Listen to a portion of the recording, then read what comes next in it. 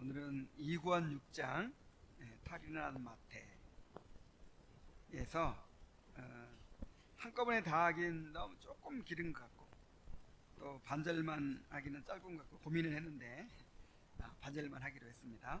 그래서 다음 주에 나머지 부분을 하고, 자, 오늘은 쾌활의 청혼을 받은 자비심, 그리고 또 병이 났다고 회복된 마태, 이 두 부분을 살펴보도록 하겠습니다. 순례자들이 이 아름다움의 집에 머무는 동안에 이 쾌활이라는 사람이 자비심에게 청혼을 해왔습니다. 이름이 쾌활이니까 아주 성격도 쾌활하고 아주 멋진 남자였을 것 같아요. 그는 교양을 약간 갖춘 사람이지만 영적으로는 경건의 흉내만 낼 뿐 세속에 깊이 물들어 있는 사람이었는데, 자비심에게 호의를 가지고 접근을 하더니 이제 얼마 후에는 사랑을 고백했어요.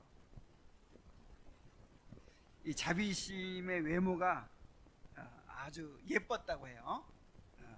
매력적이었어요. 그리고 이름이 말해주듯이 마음도 너무 자비롭잖아요. 그리고 또 열심히 뭔가 일을 해요. 양말이나 옷을 만들어요. 얼굴도 예쁘지, 성격도 좋지, 열심히 일을 하지. 옷이랑 양말 같은 걸 많이 만드니까 야, 이런 여자와 결혼하면 돈도 많이 벌겠구나, 이런 생각을 했던 것 같아요. 그래서 이제 훌륭한 주부가 될 거라고 생각을 해서 그렇게 청혼을 했어요. 근데 자비심은 이 일을 이 집의 처녀들과 의논을 하죠. 이 처녀들이 누구죠? 이 교회의 직분자들입니다. 이 결혼은 개인의 문제가 아니라 교회의 문제라고 했잖아요. 그래서 이제 자기 스스로 판단하지 않고 교회의 직분자들과 함께 의논을 합니다. 그래서 이 쾌활이 나에게 청혼을 했는데 어떻게 하면 좋겠습니까?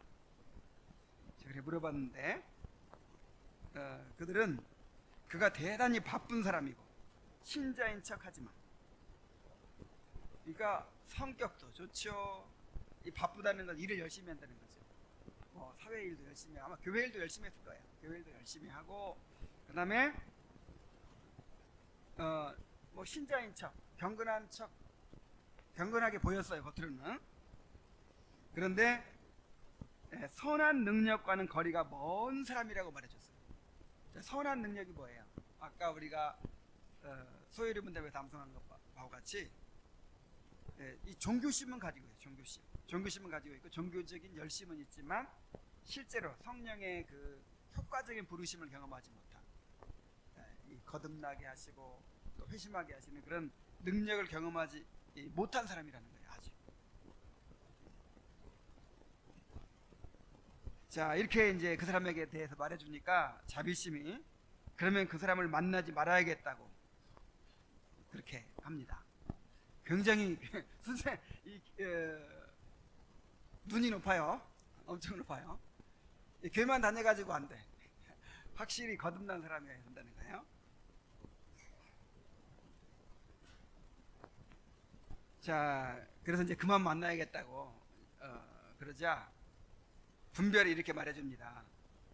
자비심이 가난한 사람들을 위해 의복 만드는 일을 계속 하기만 하면 그의 열정이 금방 식어버릴 것이라고. 그냥 뭐 거절할 필요도 없이 그냥 이 일 열심히 한번 해보라고, 그러면은 저절로 떨어져 나갈 것이라고 이렇게 말해줬어요.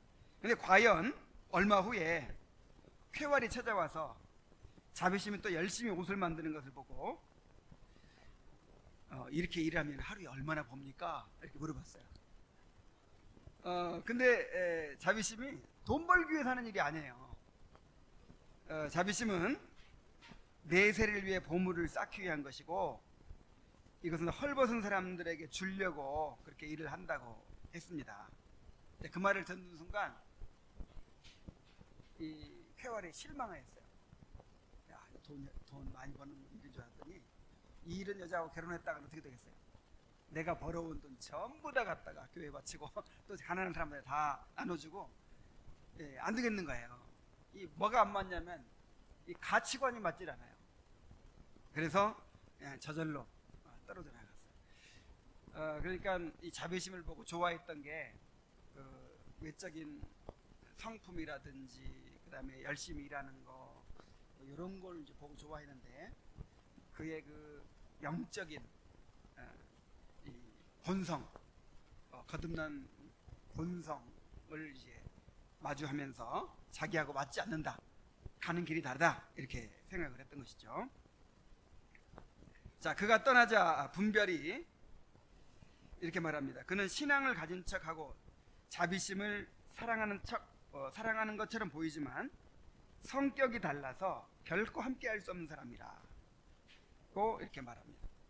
이 성격이라는 말은 그냥 우리가 말하는 그런 성격이 아니고 이 영적인 이 본성이 다르다 이 말이죠. 이 거듭난 사람은 새로운 본성을 가지고 있죠. 하늘을 향하는 본성을 가지고 있어요. 근데 거듭나지 않은 사람은 아무리 교회를 다녀도 이 세상을 사랑하는 본성을 가지고 있어요. 육신을 따르는 본성을 가지고 있어요. 그래서 이 성격이 안 맞는다 이 말은 그 본성이 달라서 추구하는 목적이 다르고 또 가치관이 다르고 가는 길이 다르잖아요.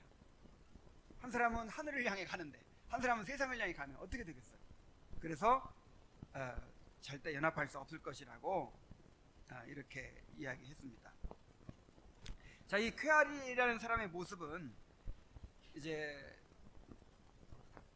거짓 그리스도인의 문제를 우리에게 보여주죠.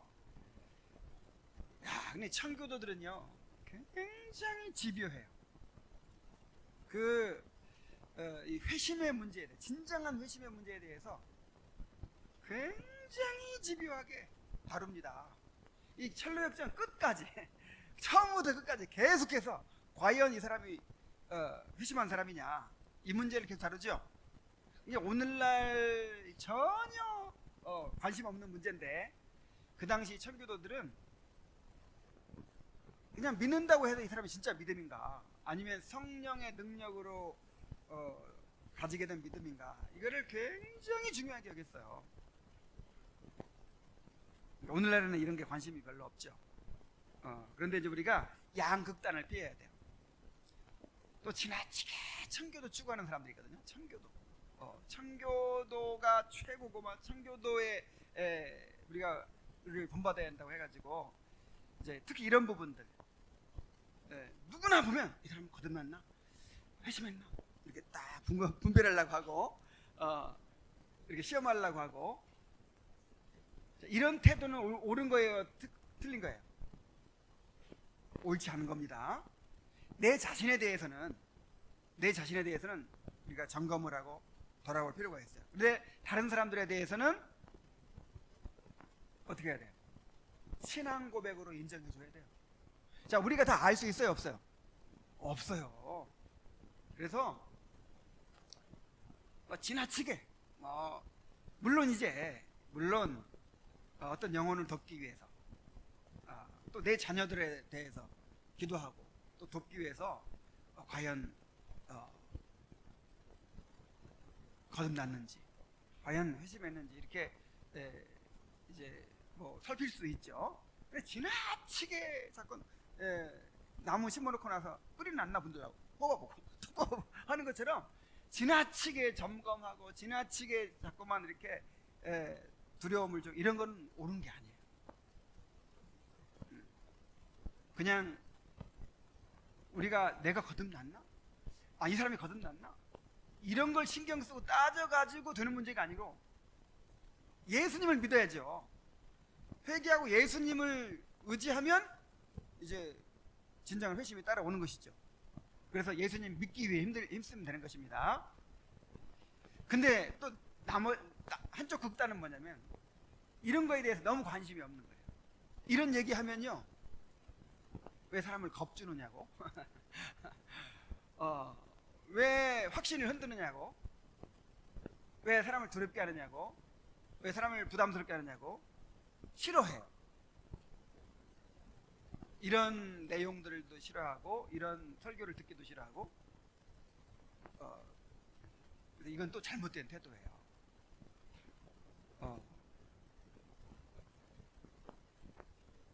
분명히 외적 부르심이 있고 내적 부르심이 있는 것인데, 그리고 또 우리가 그냥 이 종교심에서 나오는, 그리고 인간 본성에 나오는 그런 그런 믿음은 믿음이지만 그런 육신적인 믿음도 있고, 정말 성령께서 일으키신 참된 믿음이 있는 거예요. 그래, 너희가 믿음에 있는가? 너희 자신을 어떻게 하고? 시험해봐라. 확증해봐라. 그리스도께 너희 안에 계신 걸 너희가 스스로 알지 못하느냐? 그렇지 않으면 버리운 자니라 그랬잖아요. 그래서 너무 지나치게 민감해서 막 그렇게 할 필요는 없지만, 그렇다고 여기에 대해서 무관심하고 그렇게 해서는 안 된다 이 말이에요.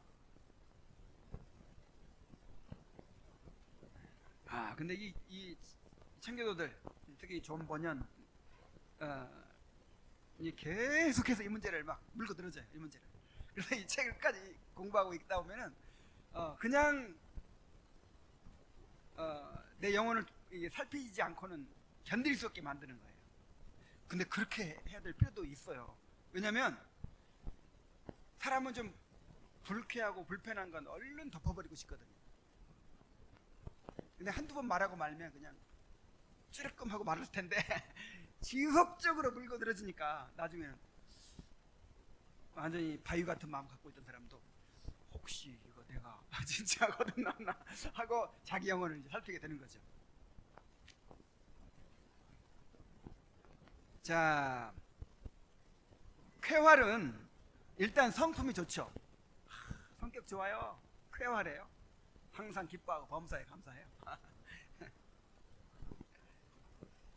그러나 교양이 있어요. 교양. 남을 배려하고 말도 점잖하게 하고 아주 뭐 누가 보기에도 참 반듯한 사람이에요.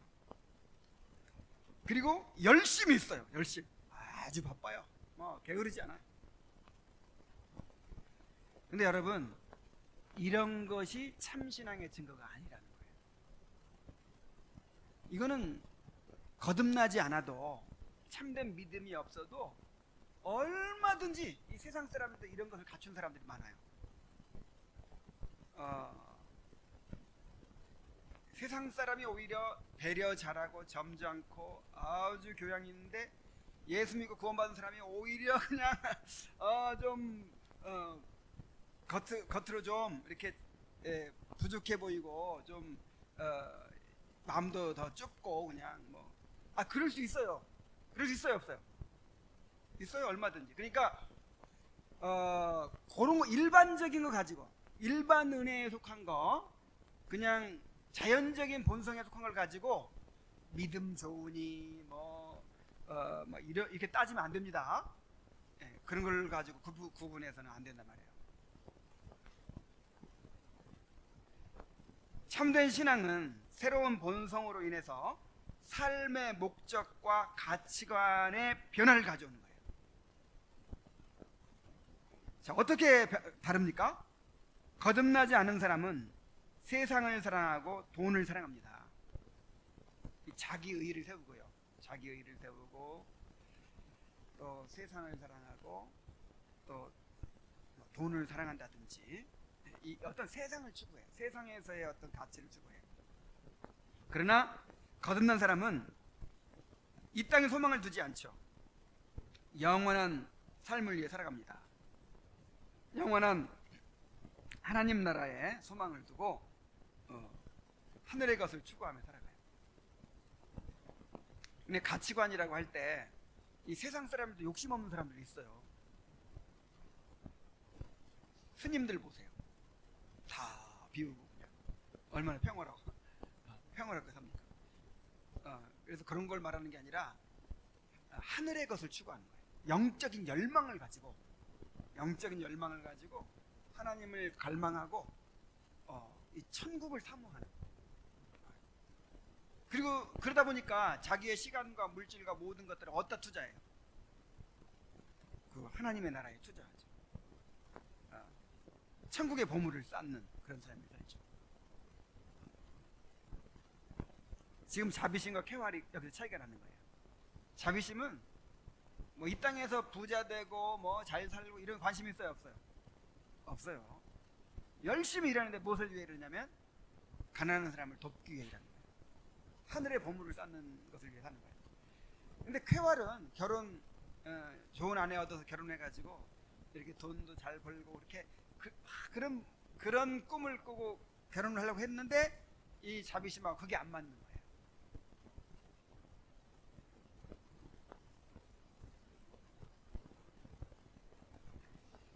그래서 이렇게 이제 우리 자신을 잘 점검을 해야 될 것이고,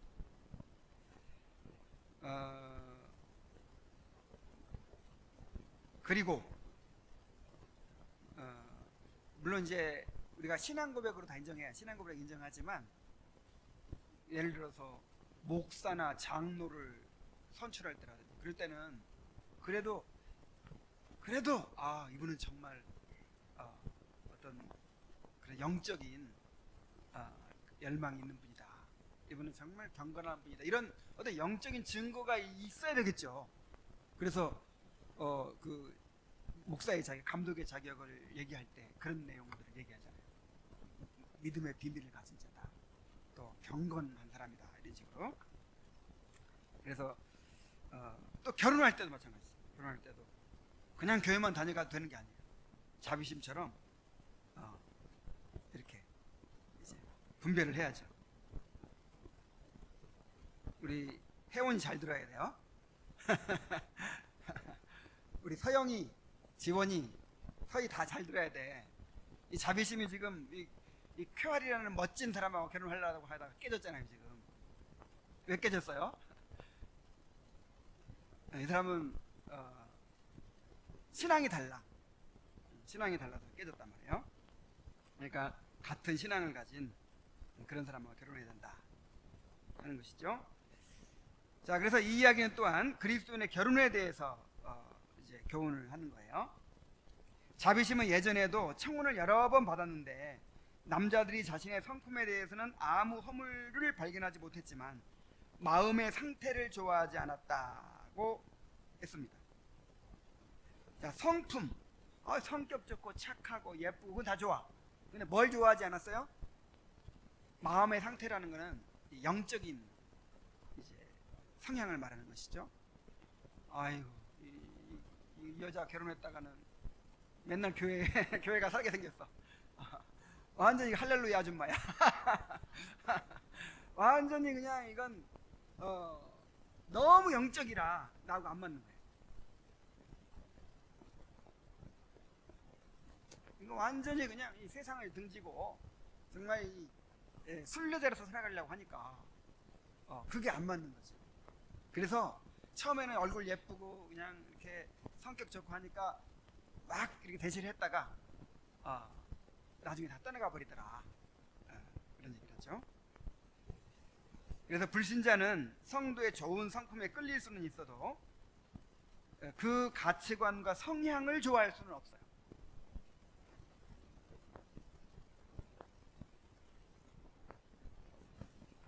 자비심은 만약 아무도 나를 맞이하지 않는다면 평생 처녀로 살다 죽든지 아니면 내 정신을 남편으로 모시고 살겠다고 합니다. 왜냐하면 자신의 본성을 바꿀 수 없기 때문이라는 거예요. 나는 거듭나서 이렇게 변화돼 버렸어요. 완전히 하나님 나라 백성으로 바뀌어 버렸어요. 자, 이거를 바꿀 수 있어요, 없어요? 이제 돌아갈 수 없죠. 그래서 아무도 나를 맞이해 주지 않더라도 그냥 평생 처녀로 살다 죽더라도 그렇게 하겠다.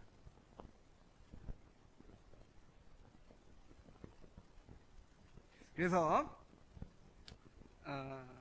여러분, 이 결혼조차도 우상이 돼서는 안 돼요. 그리스도인은 모든 것에 우선해서 하나님의 나라를 추구해야 합니다.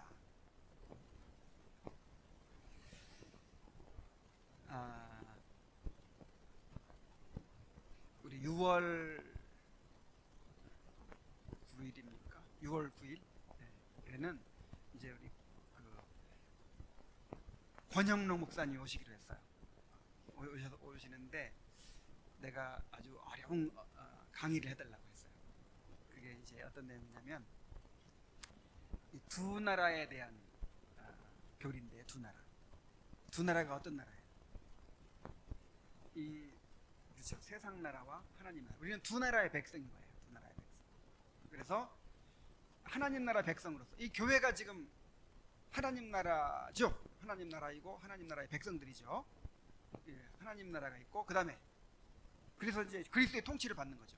이 하나님 나라의 왕은 누구예요? 그리스도죠. 그리스도를 통해서 통치를 받고 있는 거예요. 근데 우리가 육신을 입고 있기 때문에 또 세상 나라의 통치도 받아요. 그 세상 나라의 이제 왕은 이 세상의 통치자들의 이제 통치를 받죠. 그래서 우리가 하나님 나라의 백성으로서도 충성을 해야 되고, 세상의 나라에서도 우리가 시민으로서도 성실하게 살아야죠. 근데 어떤 나라가 중요해요? 자, 어떤 나라가 중요해요? 에? 말할 것도 없죠. 물어볼 것도 없죠.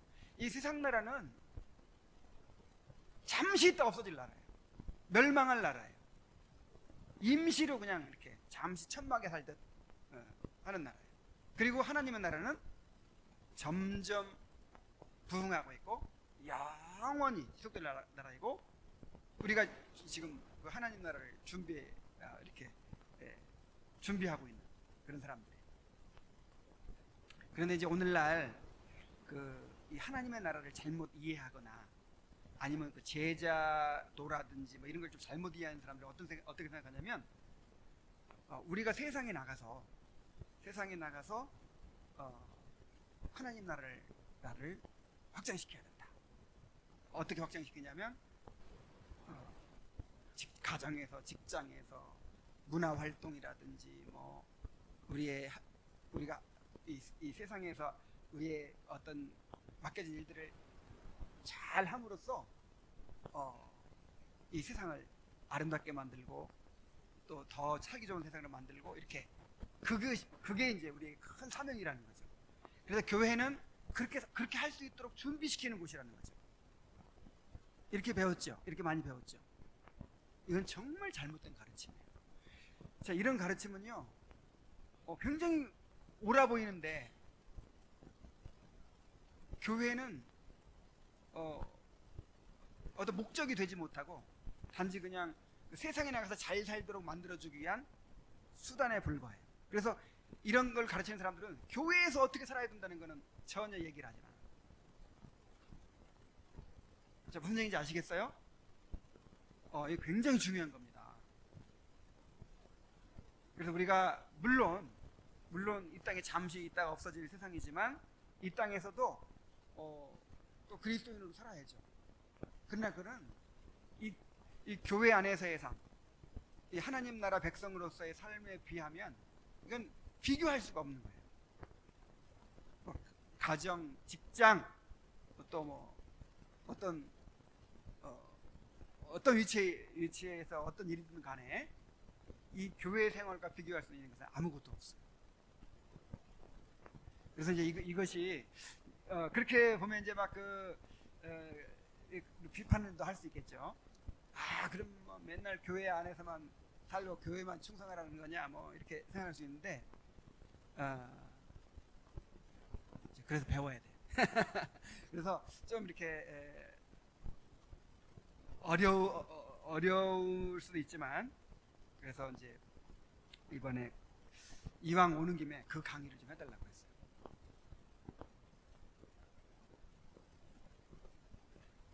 그래서 이제 예를 들어서 이런 것이죠. 우리 가정이 더 행복해지기 위해서, 직장 생활을 더 잘하고 내가 사회에서 어떤 일을 잘 감당하기 위해서 교회가 필요하다, 이런 식의 생각을 가져서 하면 돼요.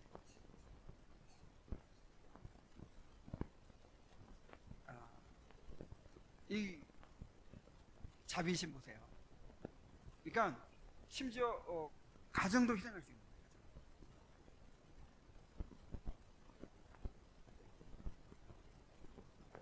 부모와 처자와 부모와 처자와 자매와 및 자기 목숨까지 미워하지 않냐면 내 자녀를 지지할 수 없다, 이렇게 말씀하십니다.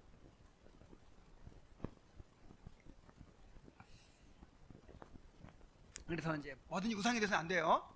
가정도 우상이 돼서는 안 되고, 직장도 우상이 돼서는 안 되고, 직장 따라 교회를 정해야 돼요, 교회 따라 직장을 정해야 돼요.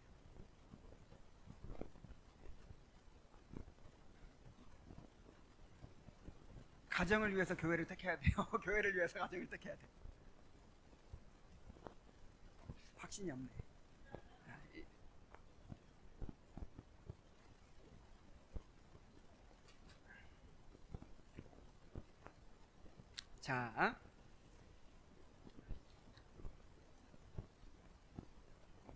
자, 그러면서 언니인 후덕의 이야기라는, 후덕의 이야기. 그 자매들이 다 그렇게 착했나 봐요. 언니는 후덕, 동생은 자비심. 자비심의 언니 후덕은 쾌활과 같은 세속적인 그리스도인과 결혼을 했는데, 결혼 후에도 계속해서 가난한 사람들에게 친절을 베풀자 언니에게 욕설을 퍼붓더니 끝내 내쫓고 말았대요. 우리가 이렇게 믿음 없는 사람과 결혼을 했더니, 했다가 이렇게 고통을 겪은 예를 자기가 봤다는 거죠. 신자의 결혼은 개인의 신앙에서만이 아니라 교회적으로도 매우 중요한 문제입니다. 그래서 결혼은 교회의 일이라고들 하죠. 왜 그러냐면 결혼은 교회를 이루고 하나님 나라를 확장해가는 통로이기 때문에 그렇습니다. 그래서 성경은 명백히 불신자와의 결혼을 금하고 있죠. 고린도후서 6장 14절 18절에 보면은 너희는 믿지 않는 자와 멍에를 같이 하지 말라. 의와 불법이 어찌 함께하며 빛과 어둠이 어찌 사귀며 그리스도와 벨리알이 어찌 조화되며 믿는 자와 믿지 않는 자가 어찌 상관하며 하나님의 성전과 우상이 어찌 일치가 되리요. 우리는 살아계신 하나님의 성전이라. 이와 같이 하나님께서 가라사대 내가 저희 가운데 거하며 두루 행하여 나는 저희 하나님이 되고 저희는 나의 백성이 되리라 하셨느니라. 그러므로 주께서 말씀하시기를 너희는 저희 중에서 나와서 따로 있고 부정한 것을 만지지 말라. 내가 너희를 영접하여 너희에게 아버지가 되고 너희는 내게 자녀가 되리라. 전능하신 주의 말씀이니라 하셨느니라. 믿지 않는 자와 멍에를 같이 하지 말라. 여기에는 그 불신자와 운명을 같이 하는 모든 것이 다 포함되는 거예요. 또 그러면 7장 39절에 보면은 아내가 그 남편이 살 동안에 매여 있다가 남편이 죽으면 자유하여 자기 뜻대로 시집갈 것이나 주 안에서만 할 것이니라. 어디서만 하라? 주 안에. 그래서 이건 그러니까 이 원리는 우리가 분명하게 이렇게 세우고 있어야 돼요. 오늘 청년들이 많이 들어야 되는데, 자, 청년들이 아니라도 우리 아이들 혜원이 곧 결혼할 거니까 이제 결혼하려면 10몇 년만 있으면 하잖아요. 이거 잘 알아둬야 돼요. 그러니까 미리부터 그렇게 생각을 딱 갖고 있어야지. 자, 그러나 이미 결혼한 사람들 있죠. 이미 결혼한 사람들은 또 어떤 믿음을 가져야 되냐면 고린도서 7장 14절의 말씀처럼 믿는 아내로 인하여 믿지 않는 남편이 거룩하게 된다 말씀하셨잖아요. 그래서 그 약속을 붙들고 또 확신을 가지고 하나님을 또 섬겨야 됩니다. 이미 우리가 그러니까 원리는 그렇지만 우리 원리대로 다 또 지켜 살지 못한 경우가 너무 많잖아요. 그러면 그것이 끝까지 하나님께서 너는 그렇게 했으니까 너는 복을 주지 않겠다 그렇게 하십니까? 그렇지 않죠? 이미 지난 일은 용서해 주시고 또 그 일을 합력하여 선을 이루어 주십니다. 그래서 우리 하나님의 자비하심이 있어요. 그러나 또 그걸 노리고 또 원리를 또 어겨서는 안 되죠. 자, 이제 두 번째로 병이 났다가 회복된 마태에 대해서 살펴봅시다. 자, 크리스티아나의 맏아들 마태가 병이 났어요. 갑자기 배가 아프다고 하면서 배를 움켜잡고 몹시 고통스러워하면서 방안을 막 떼굴떼굴 구르는 것입니다. 그래서 마침 가까운 곳에 명의로 소문난 노련, 자, 미스터 스키를 불렀어요. 자, 뭐에 노련할까요? 이 영적인 상태를 잘 분별하고 도울 수 있는 영적인 의사예요. 그래서 노련은 이제 목사를 가리키겠죠. 목사는 영혼의 상태를 진단하고 복음으로 치료하는 의사가 되어야 합니다. 자, 노련은 마태가 배탈이 났다고 하면서 무슨 음식을 먹었느냐고 물었어요. 그러자 크리스티아나가 건강에 좋은 음식 외에는 아무것도 먹지 않았다고 하자, 내가 몸에 나쁜 건 먹인 일이 없는데요. 그러자 노련이 그러는 거예요. 틀림없이 엄마 몰래 뭐 먹은 게 있다. 그러면서 위장을 씻어내지 않으면 죽을 것이라고 했습니다.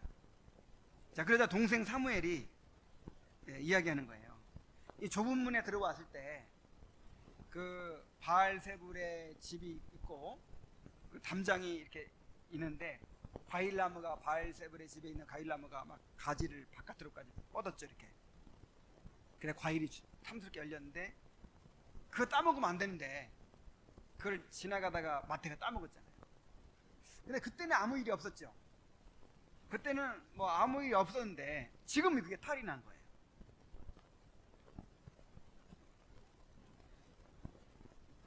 크리스티아나가 먹지 말라고 그렇게 야단을 치고 그랬는데도 마태는 듣지 않고 그 열매를 따먹었던 것이죠. 노련은 이 과일은 세상에서 가장 해로운 음식이며 그걸 먹고 죽은 자들이 많다고 했습니다. 자, 마태가 먹은 과일은 마귀의 유혹을 받아서 이 죄를 범한 것을 가르칩니다. 특별히 하나님 앞에서 해결되지 않은 죄를 말하는 거예요. 여러분, 우리가 늘 죄를 짓고 살죠. 그래서 늘 회개하며 살죠. 그러나 이 해결되지 않은 죄, 버리지 않은 죄가 있을 때 이 죄는 이렇게 영혼의 고통을 낳게 됩니다. 이 죄는 영적인 질병이에요. 그래서 우리 영혼에 고통을 낳습니다.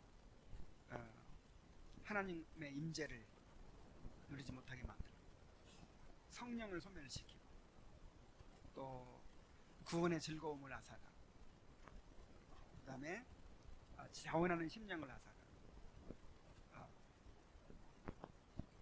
마음 가운데 두려움과 불안을 주고 죄책감과 수치감을 주고, 자, 이렇게 마음 가운데 평화를 누리지 못하니까, 자, 일단 하나님과의 평화가 깨졌죠. 그 다음에 나 자신과 평화가 깨졌죠. 그러다 보니까 다른 사람들과의 평화도 깨져. 그래서 이제 관계가 또 오염이 되고, 이게 영적인 질병이에요. 그래서 고통을 주고 두려움을 주고, 이 죄가 고통과 불행을 낳는 거예요.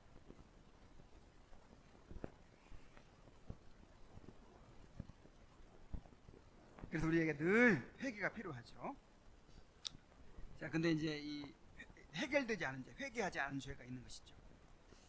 자, 마태는 노련이 지어준 약을 먹고 이제 회복을 하게 되는데 그 과정을 이렇게 보여줍니다.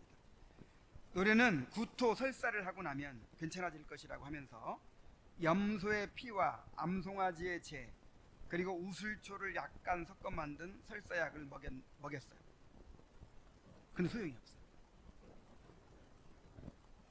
자, 여기 염소의 피, 암송아지의 재, 우슬초를 섞어 만든 설사약이 뭘 가리키겠어요? 율법을 가리킵니다. 율법. 자, 율법으로 죄를 치료하려고 해보니까 치료가 돼야 안 돼요. 율법은 죄를 드러내고 책망하는 일을 하지만 죄에서 벗어나게 해줄 수는 없어요. 죄를 치료하지는 못해요.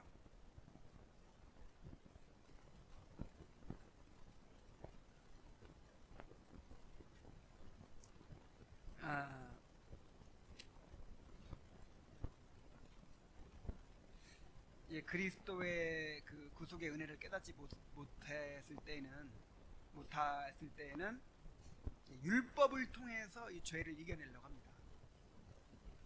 내가 또 죄를 지었어요. 그러면 뉘우치죠. 뉘우치고 그래 내가 다음부터는 그렇게 하지 말아야지. 붙게 결심하고. 자, 뭘 믿어요? 내 결심을 믿어요. 내 마음을 믿어요. 자기 마음을 믿는 자는 어리석은 자라고 했잖아요. 근데 하나님 앞에서 이런 마음이에요. 하나님 이번만 용서해 주시면 내가 다시는 그렇게 하지 않겠습니다.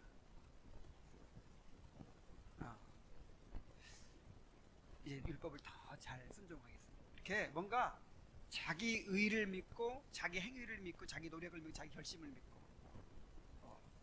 그렇게 열심히 노력하고 죄를 점점 줄여가면서 이렇게 죄에서 벗어나려고 하고 이렇게 해가지고 죄의 질병을 고치려고 하는. 자, 그리스도의 구속의 은혜를 모르면요 이렇게 될 수밖에 없어요. 자동이에요 이건. 그렇죠? 근데 그렇게 해보니까 돼요 안 돼요? 안 돼요.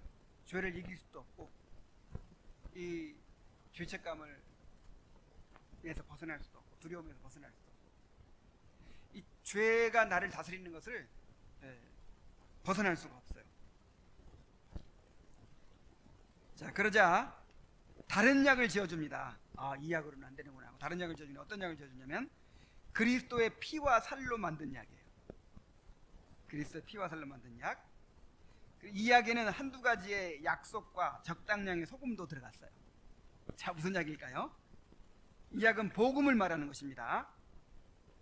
오직 예수 그리스도의 복음이 죄책과 오염에서 죄인들을 자유하게 합니다. 여러분, 복음은 우리가 처음 예수님 영접하고 구원 받을 때만 필요한 거예요? 아니면 계속해서 필요한 거예요? 계속해서 필요하죠. 죄는 항상 죄책과 오염을 난다 그랬죠. 이 자범죄도 죄책을 낳고 오염을 낳아요. 그러니까 죄를 지면 이제 하나님이 두렵죠. 하나님이 두렵고 죄책감을 느끼고 이제 평안을 잃어버리고 막 이렇게 되죠. 그 다음에 오염을 또 낳아요. 이제 더 죄에 빠지게 되고 관계가 안 좋아지고 마음이 더러워지고 이렇게. 그래서 죄는 죄책 오염을 계속 낳는 거예요. 그런데 그리스도의 구속의 은혜가 우리에게 칭의와 성화의 은혜를 누리게 하죠. 그래서 요한일서 1장 9절 말씀, 우리가 우리 죄를 자백하면 저는 미쁘시고 의로우사 모든 죄를 어떻게 하시며 사하시며. 이건 칭의죠. 칭의. 그다음에 우리를 모든 불의에서 깨끗게 하신다. 이건 이제 성화의 은혜죠.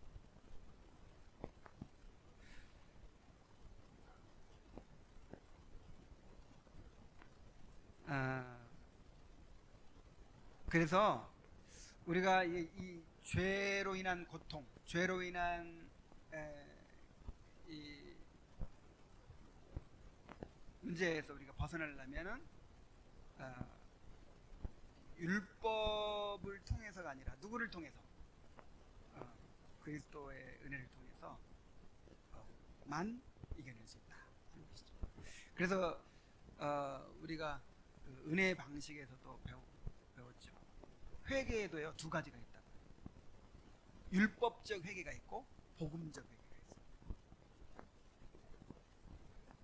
있어요. 죄를 막 뉘우치고 막 그런다고 해서 회개가 아니에요. 회개가 뭐죠? 회개는 주님께 돌이키는 게 회개예요. 그러니까 막 죄를 뉘우치고 막 완전히 막 후회하고 그냥 다시는 내가 이렇게 안 하겠다고 막 결심하고, 이것이 회개가 아니에요.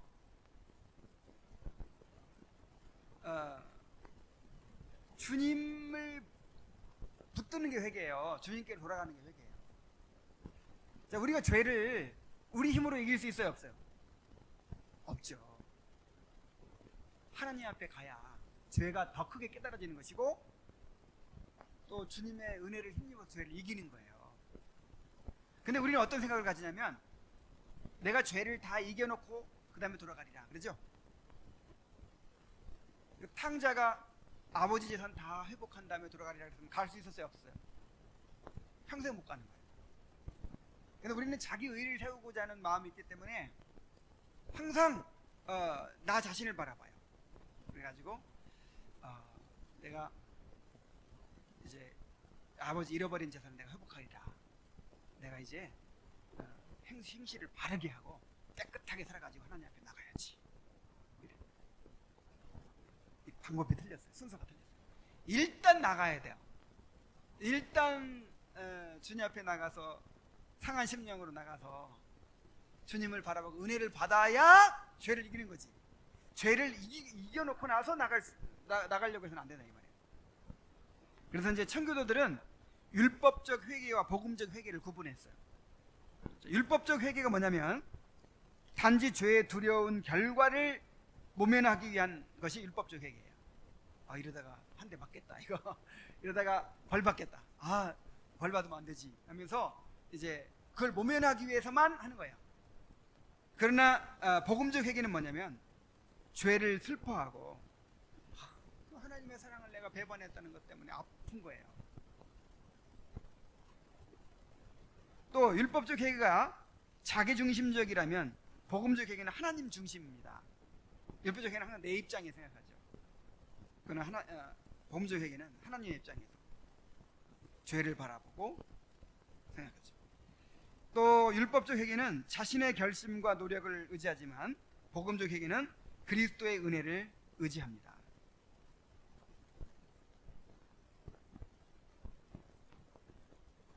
하나님, 이번엔 내가 죄를 지었는데 한 번만 용서해 주시옵소서. 내가 원래 그런 사람 아닌데 어떻게 하다 보니까 이렇게 됐습니다. 이거 절대 회개 아니죠. 하나님, 이번만 용서해 주시면 내가 다음부터는 다시는 안 그러겠습니다. 자기가 뭐 안 그럴 힘이 있어요?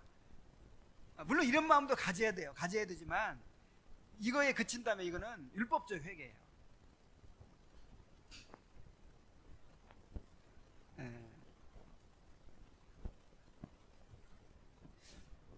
예를 들어서 이런 것도 있죠. 내가 용서를 구했는데 어떤 사람한테 용서를 구했어요. 용서를 구했는데 안 받아줘 이 사람이. 그게 화가 나요. 아니 그렇게까지 사과했으면 받아줘야 할 거 아니에요. 이건 회개예요, 아니에요? 아니에요. 하나님 앞에서 내가 이렇게 회개했으니까, 내가 이렇게 금식하고 회개했으니까 하나님이 마땅히 용서해 주셔야 돼. 이거는 자기의 회개하는 행위를 의지하는 거예요. 자기 공로를 세우는 거예요. 진짜 회개는 뭐냐면요, 그 하나님의 그 처분에 맡기는 거예요. 정말 하나님의 그 자비만을 바랄 뿐이에요. 자, 그 차이를 아시겠죠? 율법적인 회개는 죄책감과 수치감에 시달리게 하지만 복음적 회개는 은혜에 대한 주님의 은혜에 대한 감사와 사랑이 흘러나오게 만듭니다. 그러니까 율법적 회개는 이제 자기 의를 의지하는 거잖아요. 그러니까 말끔하게 그 죄책감을 씻겨나가요, 안 씻겨나가요? 씻겨나가질 않죠. 그 두려움이 없어지지 않죠. 회개는 정말 내가 지은 죄를 통해서 나의 그 부패성을 보고 내가 완전히 깨어져 버리는 거예요. 완전히 깨어지고 정말 그 죄를 슬퍼하면서 정말 세리장 가슴을 치면서 그리스도께 나와서 그 그리스도의 그 십자가를 의지하는 것이죠. 그리고 회개에는 뭐가 포함되어 있어요? 믿음이 포함되어 있어요. 믿음. 그리스도를 믿는 것이 아니면 진정 회개가 아닙니다. 그래서 그리스도를 믿고 이제 회개했으면 마음에 평안이 생기는 거예요. 루트가 이런 말을 했어요. 죄인을 십자가로 이끄는 죄책감은 하나님이 주신 것이며 참 회개를 한 뒤에 죄책감을 갖는 것은 사탄이 주는 것이다. 그러니까 죄책감이 좋은 거예요, 나쁜 거예요? 이것이 십자가로 이끌 때는 좋은 거란 말이에요. 내 죄책감 때문에, 죄의식 때문에 다음부터 그러지 말아야지. 내가 왜 그렇게 했을까? 다음부터 그러지 말아야지. 내 결심을 의지하고 내 노력을 의지하고 이렇게 하니까 죄책감이 안 없어지는 것이죠. 정말 내가 완전히 더 깨져서 이제 상한 심령으로 그리스도께 나아가서 그리스도의 그 사죄의 은총을 받고 또 받아주심을 경험하고, 자 그러면 마음 가운데 평안이 생기겠죠. 자, 근데 회개했다고 하는데 계속해서 죄책감에 시달리고 있는 거예요. 그럼 그 하나님이 주신 거예요? 마귀가 준 거예요.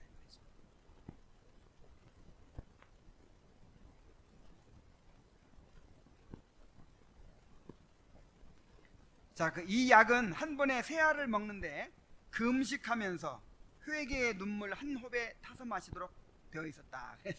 자, 약을 복용하는 방법이 있어요.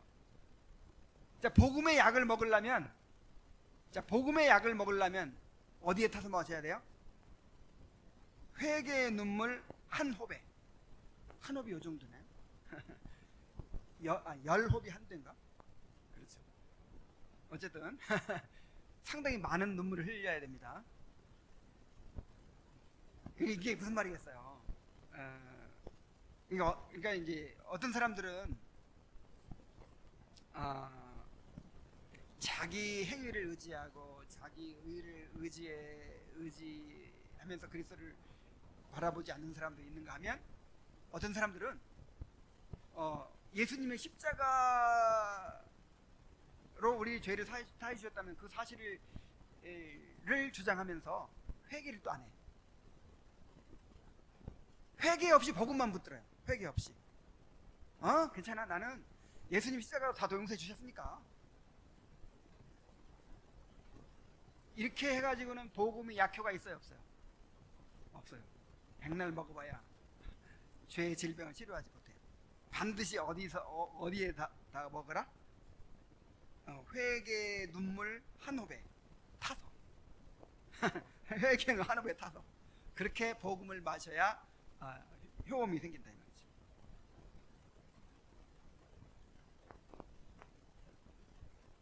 그래서 진정한 회개가 없으면서 이 복음만 주장하는 그런 사람들에 대해서 하는 말이죠.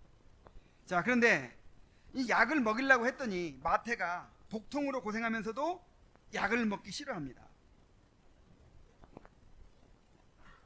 약을 보기만 하면 배가 뒤틀린다고 하면서 억지로 먹으면 토할 것 같다고 막 하는 거예요. 자, 왜 그렇죠?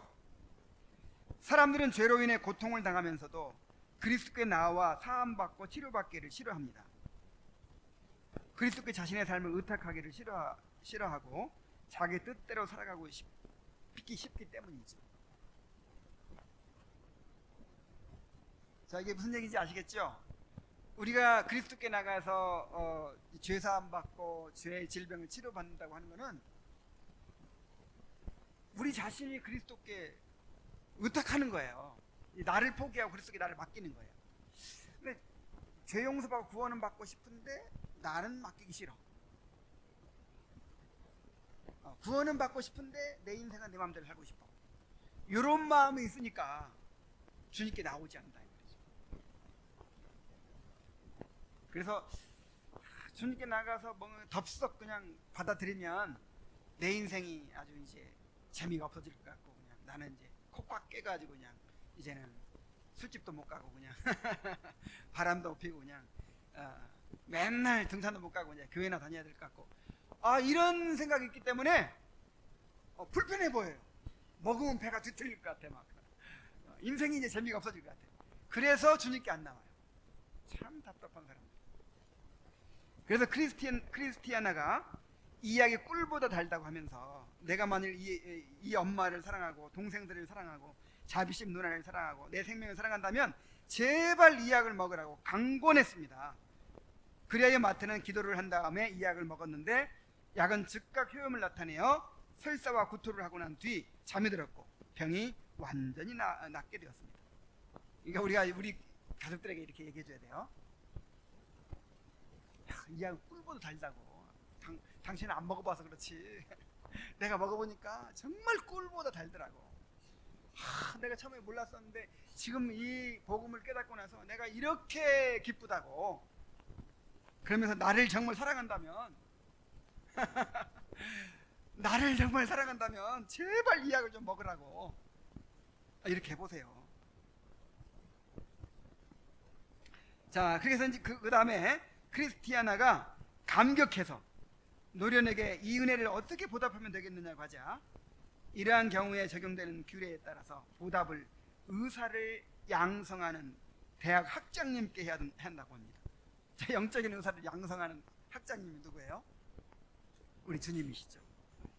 우리 히브리서 13장 11절로 15절 다 같이 한번 읽어보겠습니다. 시작. 죄를 위한 짐승의 피는 대제사장이 가지고 성소에 들어가고 그 육체는 영문 밖에서 불사름이니라. 그러므로 예수도 자기 피로써 백성을 거룩해 하려고 성문 밖에서 고난을 받으셨느니라. 그런즉 우리는 이 능욕을 지고 영문 밖으로 그에게 나아가서 우리가 여기서는 영구한 도성이 없고 오직 장차 올 것을 찾나니 그러므로 우리가 예수로 말미암아 항상 찬미의 제사를 하나님께 드리자. 이는 그 이름을 증거하는 입술의 열매니라. 감사의 삶을 살아야 되는 거죠. 예수님이 우리를 구원하기 위해서 십자가를 지고 능욕을 받으셨으니까 우리도 예수님과 함께 고난받자는 거예요. 그리고 항상 예수님으로 말미암아 하나님께 찬미의 제사를 드리는 삶을 살자.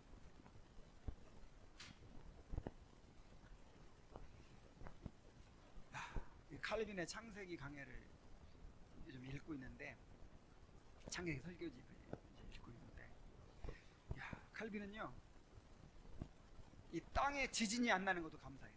이 하나님 붙들어 주셔도 그렇지 그냥 지진이 나서 다 뒤흔들릴 수 있으니까 하나님이 다 붙들어 주셔요. 그 다음에 하나님이 이 궁창 위의 물, 궁창 아래의 물을 딱 나눠 가지고 지금 공간을 두시고 우리를 설계해 주잖아요. 그래서 하늘을 바라볼 때마다 감사해요. 하여간 그 하나하나 그냥 하나하나 감사하지 않을 게 없어. 우리가 너무 이렇게 참 잊어버리고 하는 것 같아요.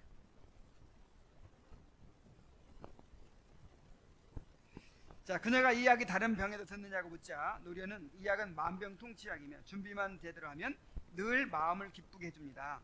또한 이 약은 병을 치료할 뿐 아니라 병을 예방하는 데도 좋은 효과가 있으며 이 약을 올바로 사용하기만 하면 영원히 살 수도 있습니다. 그러나 이 약은 처방대로 먹어야지 그렇지 않으면 아무 효험도 없을 것입니다. 이 복음은요 그리스도의 이 구속의 은혜를 담고 있는 이 복음은 만병통치약이에요. 이 죄를 예방하고 죄를 예방하기도 하고 또 어떤 병에 걸렸든지 낫게 만들고 우리에게 기쁨을 주고 우리에게 행복을 주는 것이라. 단 처방대로 먹어라. 처방. 아까 무슨 처방을 내렸어요? 회개의 눈물 한 호흡에 타서 마셔라. 이 처방을 명심하시기 바랍니다. 회개를 잃어버리면 아무리 복음을 들어도 소용이 없어요. 아무리 말씀을 많이 들어도 이 회개의 눈물이 없으면 이 싹이 나고 열매를 맺을 수가 없어요. 그래서 우리는 이 그리스도의 구속의 은혜를 항상 의지하고 누리면서 그렇게 살아야 될 줄로 믿습니다. 내일 성찬식이 있는데 내일 칼빈의 성찬에 대한 언급을 좀 읽어드리려고 해요. 내일 성찬식 때 왜 성찬식을 우리에게 주셨느냐? 그리스도 외에는 우리가 어디서도 우리를 위한 그런 양식을 얻을 곳이 없다는 것을 알려주시기 위해서다. 그런 얘기를 했어요. 우리가 성찬식을 할 때마다 그리스도 외에서는 내가 어디서도 얻어먹을 데가 없다. 그리스도 외에는 내가 어디서도 행복을 얻을 데가 없다. 기쁨을 얻을 데가 없다. 위로를 얻을 데가 없다. 도움을 얻을 데가 없다. 우리의 도움은 오직 천지를 지으신 하나님이시고 우리를 위해 피를 흘리신 그리스도밖에 없다 하는 사실을 성찬식을 통해서 알려주신다.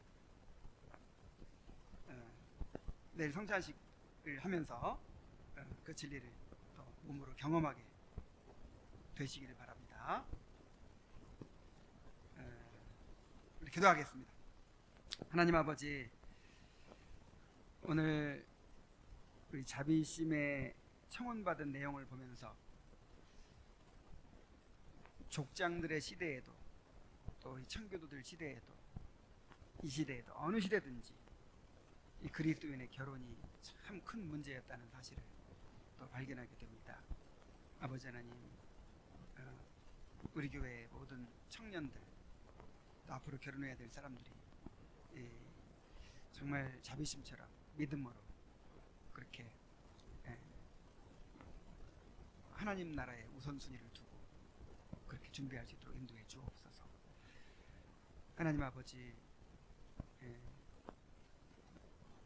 또한 우리가 항상 본성적으로는 우리 자신의 의를 의지하고 또 우리의 행위를 의지하고 우리의 결심과 또 우리의 선함을 자꾸만 의지하려고 하는 그런 경향이 있습니다. 그러나 우리 안에는 아무것도 정말 선한 것이 없다는 것을 고백합니다. 그리스도께서 우리 밖에서 우리의 모든 구원을 다 이루시고 우리에게 필요한 모든 양식을 다 준비해 놓으셨습니다. 우리가 항상 이 복음의 약으로 이 죄의 질병을 치료해 갈 수 있도록 인도하여 주옵소서. 늘 회개하면서 이 회개의 눈물에 참으로 이 복음의 약을 타서 그렇게 복용하는 우리가 될 수 있도록 인도해 주옵소서. 예수님의 이름으로 기도하옵나이다.